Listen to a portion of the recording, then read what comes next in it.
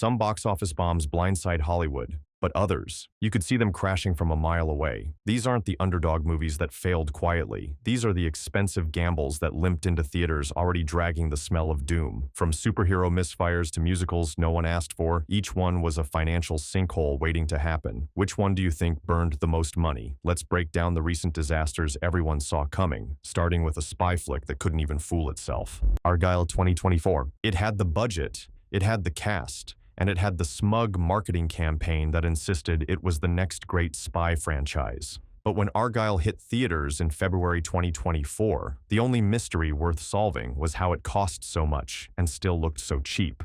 Directed by Matthew Vaughn, the film rolled out names like Henry Cavill, Bryce Dallas Howard, and Sam Rockwell. On paper, it should have been a hit. In reality, it felt like a parody of itself, an overlong, overcomplicated mashup of spy cliches stitched together with self-aware winks that landed with a thud. Apple reportedly forked over a jaw-dropping $200 million for the rights, making it one of the most expensive original films in years. The problem? Nobody outside of marketing execs cared. Audiences didn't know if it was supposed to be a slick action film, a goofy comedy, or a meta-commentary on the genre. Critics called it style without substance, which is generous considering its bloated runtime and flat action sequences. The film barely crossed $95 million worldwide, meaning it likely lost tens of millions even before factoring in marketing. Instead of launching a multi-film franchise, Argylle became a cautionary tale for streaming giants trying to buy prestige. Vaughn insisted it was the start of a trilogy. The box office said otherwise. Turns out, when you spend Marvel-level money without Marvel-level storytelling, the audience checks out faster than your lead can reload a pistol. Madame Web 2024.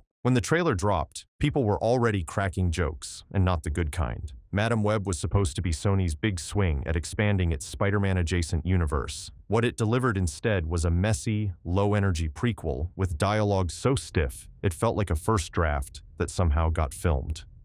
Starring Dakota Johnson as the clairvoyant title character, the film had the unenviable job of selling audiences on a superhero no one outside hardcore comic fans had heard of. Sony spent an estimated $80 million trying to make it work, but the problems were baked in from the start. The marketing leaned hard on vague hints about Spider-Man connections without actually delivering any, a move that felt more like a bait-and-switch than clever misdirection. Worse, the action sequences were shockingly bland, especially for a comic book movie. Critics tore it apart, with some calling it the worst superhero film in years, and audience word of mouth was lethal. The opening weekend was a paltry $25 million, and the film cratered in its second week, ultimately limping to about $100 million worldwide. With marketing costs factored in, that's a loss big enough to make studio accountants develop migraines.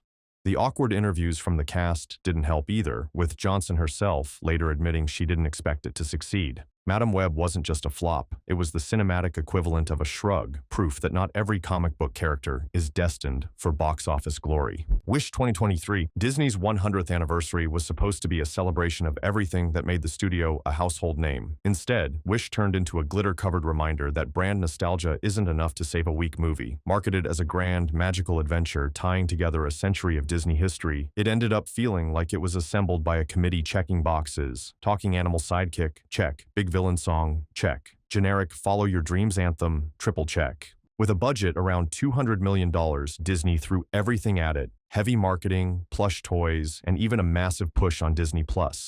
But something was off. The animation style, a hybrid of 2D and 3D, looked experimental, but often came across as unfinished. The story felt like it was stitched together from past Disney hits without adding anything fresh. Critics called it formulaic, and audiences just didn't show up.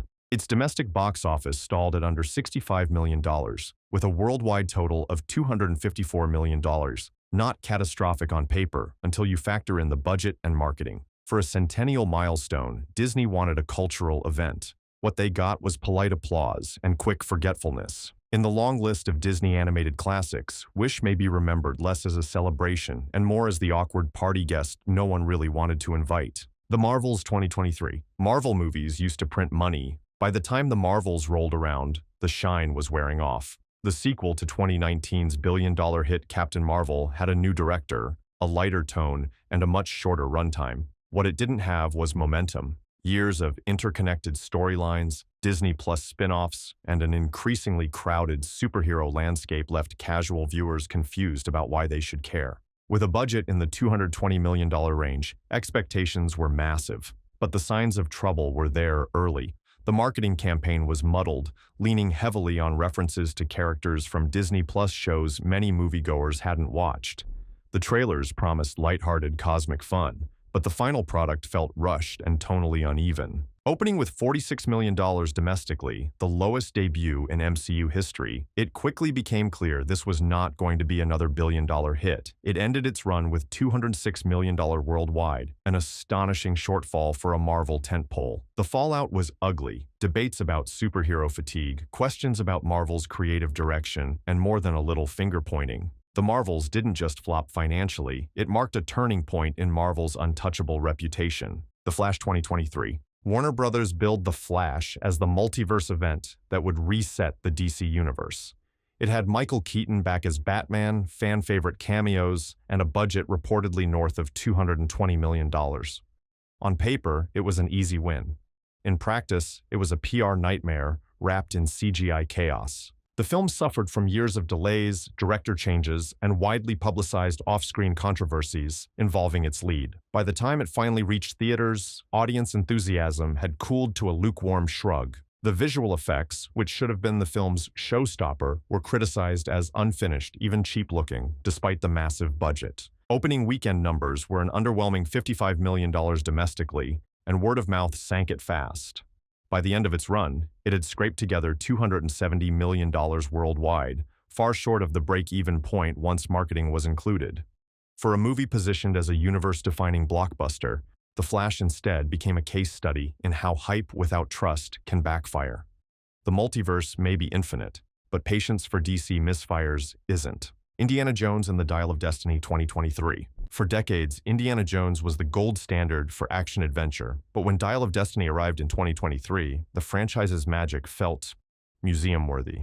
Harrison Ford, now in his 80s, still had the charisma, but the movie leaned heavily on de-aging effects and nostalgia instead of fresh storytelling. The budget? A jaw-dropping $295 million, the most expensive Indiana Jones film ever made. That kind of price tag demands record-breaking box office numbers. What it got instead was a polite $384 million worldwide. The trouble began long before release. Years of delays, director swaps, and script rewrites created the sense that no one could quite figure out what story they were trying to tell. When the film premiered at Cannes, the early reviews were respectful but hardly glowing. Audiences expecting another Raiders or even Last Crusade got a slower, more reflective indie, admirable in theory, but not exactly popcorn crowd-pleasing. The international market helped keep it from total disaster, but Disney still took a substantial hit once marketing and distribution costs were factored in. For a franchise built on daring escapes, Dial of Destiny couldn't outrun the reality that not every hero can come back and still swing the whip like before. Sometimes the real treasure is knowing when to stop digging. Haunted Mansion 2023. Disney had already tried to turn its popular theme park attraction into a movie back in 2003. That one flopped. 2 decades later, they decided to give it another go, and Haunted Mansion 2023 proved that some ghosts just can't be resurrected. Despite a talented cast including Rosario Dawson, Lakeith Stanfield, and Owen Wilson, the film failed to scare up ticket sales. Costing around $150 million to produce, it landed in theaters just a week after Barbie and Oppenheimer dominated the cultural conversation. That release date was a death sentence. Even worse, the tone never found its footing. Too scary for very young kids, too silly for horror fans, and too thin for adults looking for a clever comedy. Critics were lukewarm, audiences were distracted, and the film's domestic total stalled at $67 million, with a global finish under $120 million.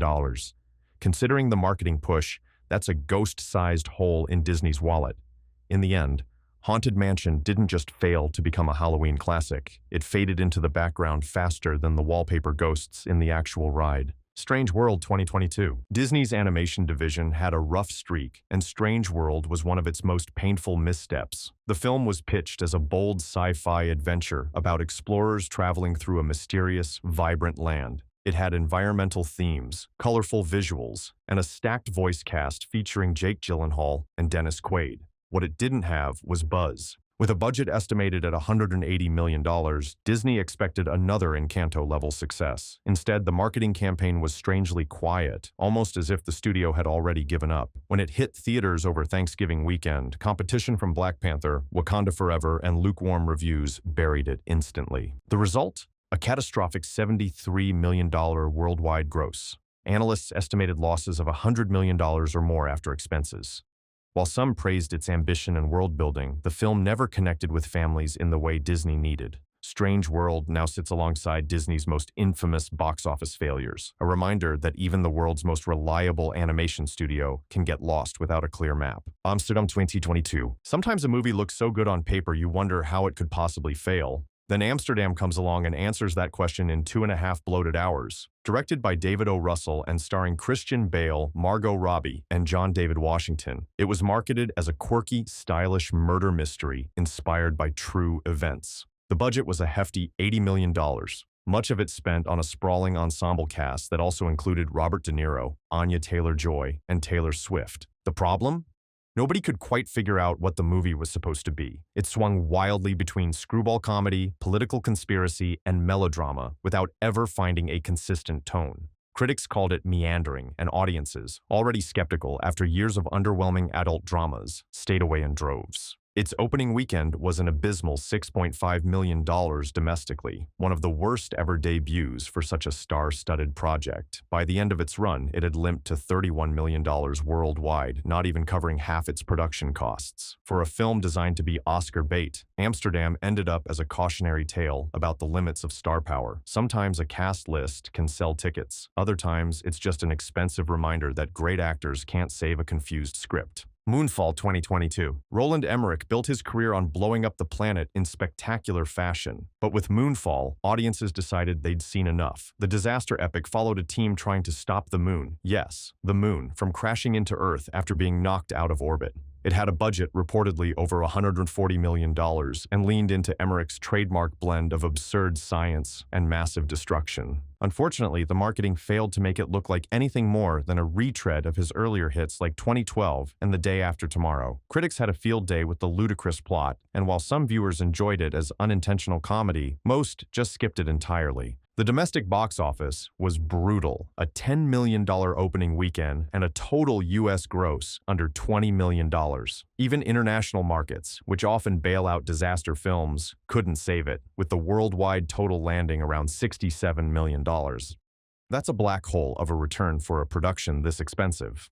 Moonfall may have aimed for the stars, but it burned up on re-entry, proving that not even the end of the world can guarantee ticket sales. West Side Story 2021. Steven Spielberg tackling a classic musical seemed like a sure bet. But when his lavish remake of West Side Story hit theaters in December 2021, the result was a commercial stumble that nobody saw coming, except maybe anyone who realized musicals were a hard sell in the pandemic era.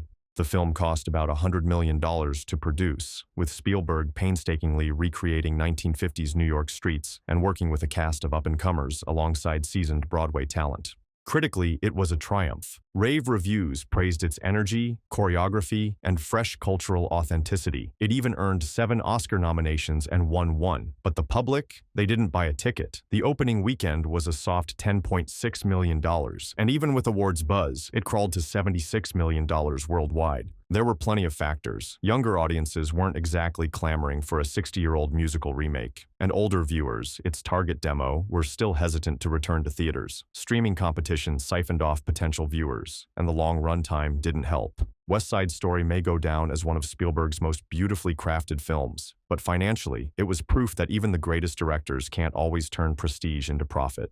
Cats 2019. Sometimes a flop is so spectacular, it becomes pop culture legend. Cats was that, and more. Based on Andrew Lloyd Webber's hit stage musical, the movie boasted a glittering cast including Judi Dench, Idris Elba, and Taylor Swift. But instead of charming audiences, it unleashed a tidal wave of disbelief. The digital fur technology, meant to blend actors with feline forms, landed deep in the uncanny valley, creating visuals that were unsettling at best and nightmare fuel at worst. The budget was around 100 million plus heavy marketing to sell it as a holiday event. Then came the reviews, brutal, mocking, and relentless. Universal even released a patched version to fix CGI errors after the opening weekend, a move usually reserved for video games, not major films. Opening to just $6.6 million domestically, Cats clawed its way to a worldwide total of $75 million, cementing its place as one of the decade's biggest miscalculations. Today, it's remembered less for its music or performances and more as a surreal case study in how throwing money, talent, and technology at a project can still result in something audiences actively avoid. Some bombs explode without warning, but these?